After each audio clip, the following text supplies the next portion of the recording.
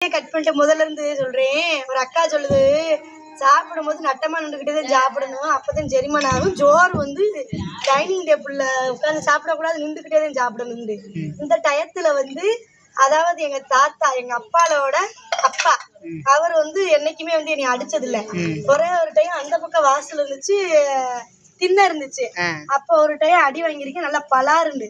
எதுக்கு அடிச்சாருன்னா, சாப்பிடும் போது சாப்பாடு திட்டு இப்படி இருந்துச்சுன்னா குனிஞ்சு சாப்பிடணும், சாப்பிட்டு பிறகு நிம்மரன்னு யார்ட்டையும் பேசணும்னாரு. அவரு சொன்ன மாதிரி நான் அப்பப்ப பலா பண்ணுவேன் என்ன, ஆனா அதுதான் மரியாதை. சாப்பாடு வந்து நின்றுகிட்டு வந்து சாப்பிடக்கூடாது. ஒரு வேலை வெட்டிக்கு போற ஒரு அவசரத்துல 5-6 கஞ்சி வயிற்று பசிக்கு அள்ளி போட்டுட்டு தான் போகணுமே தவிர நட்டமா நின்றுகிட்டு நம்மளுக்கு இடம் இருக்குன்றதுக்காக தட்டை தூக்கிக்கிட்டு அப்படி வீதி வீதியா சாப்பிட்டோம்னா அது சாப்பாடுக்கு மரியாதை கிடையாது. என்னக்கா நான் சொல்றது சரியா? ஆமா ஆமா, அது ரைட் தானே.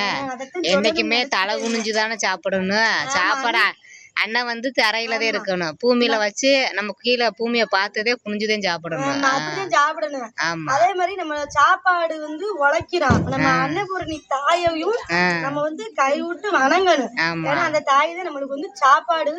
அன்னபூரணி தாய் நாள அந்த அன்னபூரணி தாயா சாப்பிடும் போது சில டைம் நினைச்சு அது இப்ப வந்து தானே புதுசு தானே டைனிங் டேபிள் இதெல்லாம்.